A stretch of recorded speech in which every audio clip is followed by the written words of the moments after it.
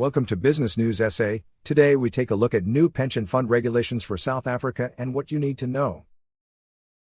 The National Treasury has published final amendments to Regulation 28 of the Pension Funds Act, laying out the new limits and conditions for pension funds to invest certain assets. Regulation 28 protects retirement fund member savings by limiting the extent to which funds can invest in a particular asset or in particular asset classes, and prevents excessive concentration risk.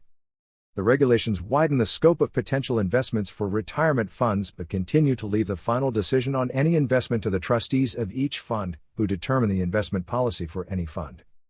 The published amendments make some changes to these regulations, specifically, introducing a definition of infrastructure, and setting a limit of 45% for exposure to infrastructure investment.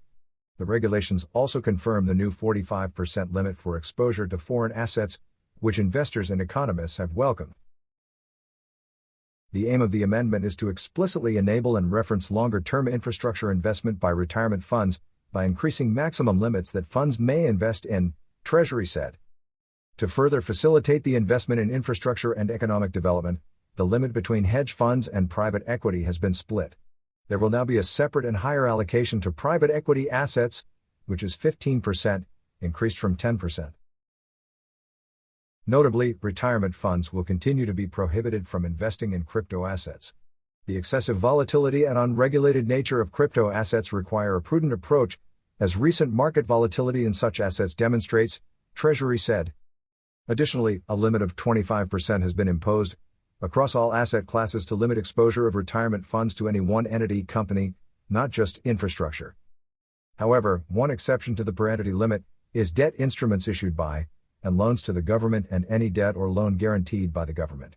The asset allocation to housing loans granted to retirement fund members will also be reduced from 95% to 65% in respect of new loans only.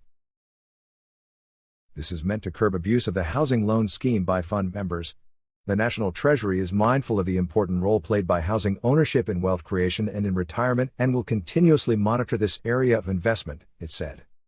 As part of aligning various regulatory approaches and achieving consistency, only investments in SISCA-approved hedge funds will be permitted. The amendments will take effect on January 3, 2023 to enable regulators and fund managers to comply with the new regulations.